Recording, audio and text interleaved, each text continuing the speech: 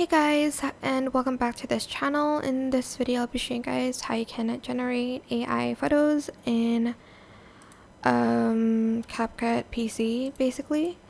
So what I'm going to do is I'm going to select an image first. I'm going to select this image of a pizza. Go to AI stylize. I actually don't know if you can do it on a pizza. Just use like a person for this instead. Here you can change the prompt.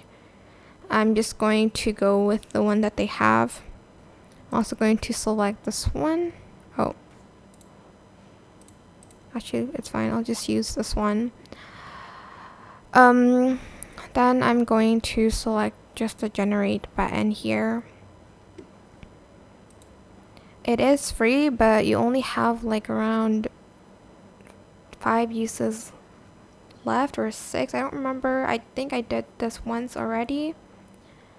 It's just going to generate an AI image for you based off of your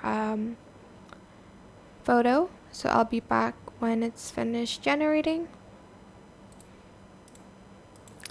Okay, so we're back with the AI. Wait, what happened? Sorry.